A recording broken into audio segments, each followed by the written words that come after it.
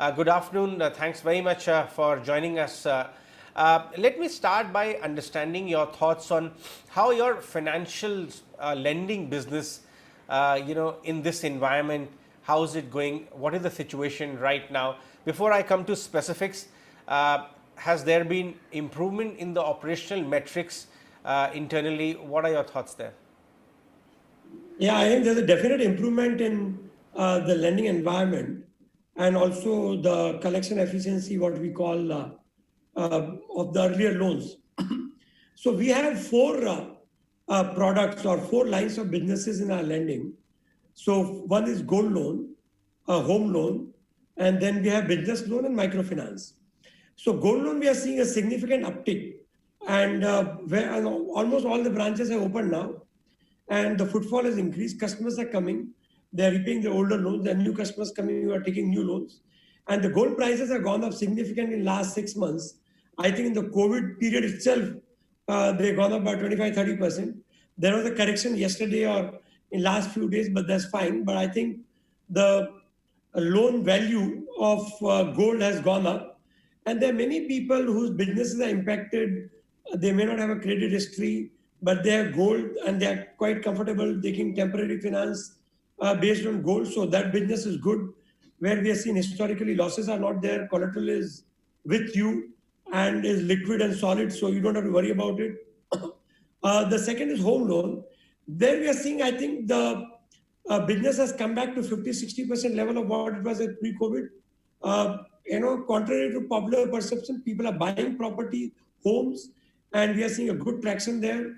And you would have seen many other newspaper articles from large property developer companies to the luxury apartments in Hyderabad.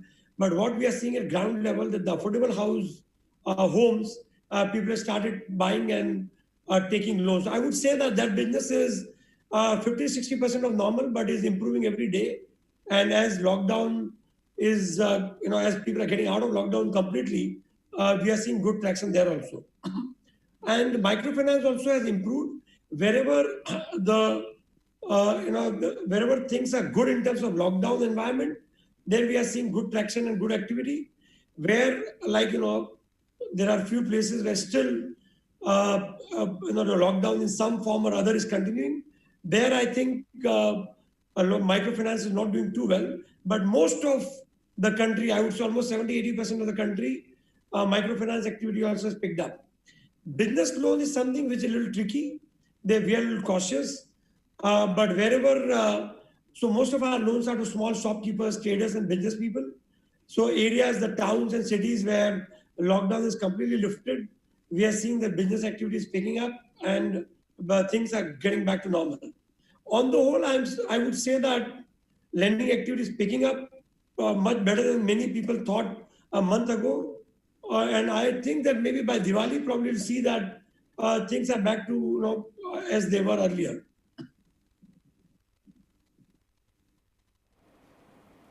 Nirmal, that's pretty confident and pretty positive kind of commentary coming in from you. Let's understand. You're saying that the demand environment is relatively improving. How is the raw material environment, which is the liquidity for an NBFC? What kind of dialogues are you having with public sector banks when regarding the availability of liquidity to you? We are picking up that things are incrementally better, but a sea change has still not happened, that ample liquidity is available. In fact, there are some amount of stringent conditions in many cases. Are you witnessing that? Are you seeing that improve going forward? No, I think liquidity has improved significantly. And not only liquidity has improved, we are seeing that interest rates are also softening and coming down. So the transmission was not happening to NBFC sector earlier. And there was a huge divergence in AAA borrowing cost and AA and lower. But I think that at least in the last couple of weeks, we are seeing that even that is narrowing. So as far as liquidity is concerned, government has come out with a number of schemes. So one is at a short-term financing, which is at a lower rate. And then they have a PCG in which the bonds are taken up, PCG2 and PCG1. So there are a number of schemes, and banks are also very willing and very keen to buy retail assets. So we are seeing good traction and a good demand for, by way of direct assignment or by way of what we call PTC, which is by way of assignment or securitization, banks are willing to buy retail assets. And, if you look at it, banks have got 8.5 lakh crore rupees, maybe now 5-6 lakh crore rupees of surplus liquidity, which they have parked with RBI at some 3.35 or 3.25% interest, which is the reverse repo rate. Obviously, they have a negative carry there because their weighted average cost of deposits or borrowings is more. So they are also very keen to acquire retail assets where they are comfortable with credit quality, and they can have assets which are yielding 8, 9, 10% instead of parking money at 3.5%. So banks are willing to buy retail assets, and there is so liquidity scenario is improving for sure. Now, system is awash with liquidity actually. Maybe I would think that, the banks have a lot of money, and that hesitancy or that, the risk aversion with NBFC is going away selectively. So they are looking at NBFC case by case and processing the applications. As far as we are concerned, I think liquidity situation has improved very significantly. I would say it's comfortable, and at least at this point in time, there is no reason to worry too much about this, the raw material side of business. That's great news. So if you really look at Okay, it, so there's absolutely no working capital shortage, and banks are not asking NBFCs to pay previous loans before you get new ones. So that all of that is not there. add here, like last quarter, our loan book on aggregate was flat. So the demand also has to pick up for, so our loan growth, as I said, is picking up, but still not at the full normal level. So on net basis, we are not increasing our loan book in a very significant way. So the incremental requirement for working capital is also relatively lower, but whatever is there, I think we are fairly comfortable. Okay. Nirmal, what are your thoughts on the way situation would be from here on? For the NBFC space, they had a dream run last 10 years. And then after the ILFS crisis, the terrain started becoming very rocky. Not everybody had the same access to liquidity in the same way. The smart big ones, agile ones raised money and completely changed their mix of liquidity and their, on their books. Such as even you went ahead and did some fundraising. Some of them did. Do you think now from here on only the fast and the fittest will be able to survive? People who will be able to raise money quicker in a better mix overall, or it will trigger consolidation? Companies will come together, private equity guys will move in to the weaker ones, and some stronger ones will get together, smaller ones. What are your thoughts on the consolidation landscape from here on in the NBFC space? And so the 2-3 major trends, that I think will happen. One is that wholesale NBFCs, those that have been funding, say, a real estate project or promoter financing or large structured deal, will find it difficult to raise money from banks, mutual fund, or the market. So they'll have to depend on private equity money, or maybe, I would say that they'll have to look at a completely different way they raise capital, or the model of NBFC there probably will shrink, and those kind of assets will be funded by alternate investment fund or private equity investors or HNI investors. So then NBFC space will be vacant. Probably the wholesale NBFCs will get out of this NBFC space and do something, different way of doing business. Retail NBFCs will consolidate. Many new startups that had come, that were talking about very aggressive growth plans based on fintech or technology, which is yet to be tested. There'll be a huge consolidation. But the well-established retail NBFCs who have good track record of asset quality, of collection and underwriting over a longer period, I think they will grow faster and stronger, because whenever we come out of COVID, one thing is sure, that every government is trying to make sure that impact on employment and the economy is the least. And that can happen only if, and particularly for a country like India, if you have to basically resuscitate and rejuvenate the MSME sector.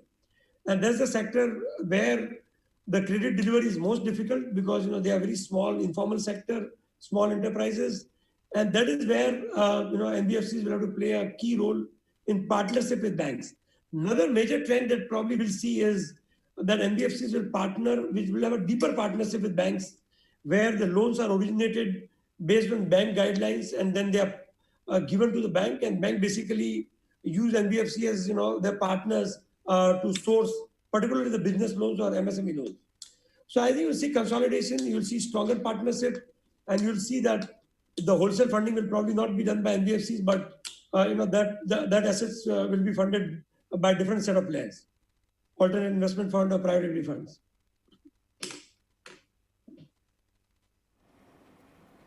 Right. Nirmal, my last question to you.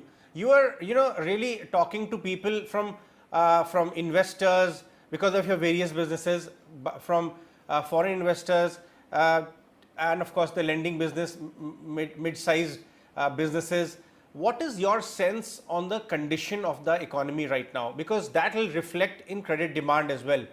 How many months far out do you think some reasonable sturdiness coming back in our economy? What are your thoughts over there?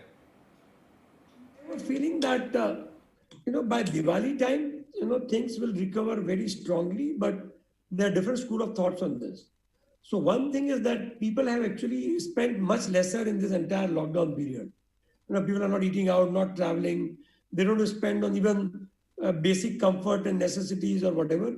So to that extent, their savings will be more. And if things really recover, then Diwali in India is a big festival. People might spend more, and then probably we'll see a recovery. Now that has to be viewed in the light of how many people lose jobs and their sources of income. So if that is outweighed by people who have continuing jobs or sources of income or savings, then you'll see a stronger recovery. So again, it depends on 2-3 things. One is how quickly we recover out of this in terms of people getting used to it or a vaccine or a cure coming. Two, when the moratorium is over and then we are recovering, what kind of demand impetus which government provides. Because government has done a lot, but not enough. They still have to do something to revive the demand and make sure that the consumers basically are supported. See, till now they've been focusing on the bottom of the pyramid, which is provide them food, necessities of life.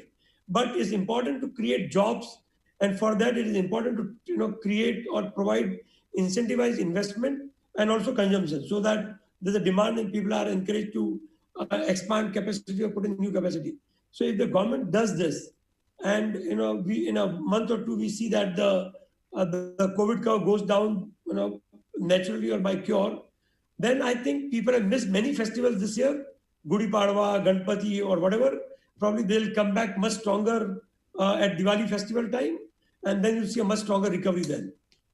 So the third quarter of financial year or the last quarter of this calendar will be crucial for recovery. There, all these things have to converge. The getting out of COVID and complete lockdown of this disease, the fear psychosis, the government incentives, and the consumer demand.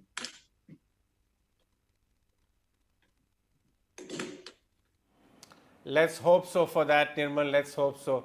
I've been in Bombay for almost 15 years, never seen such a lackluster Janmashtami or no Dahi Handi this time.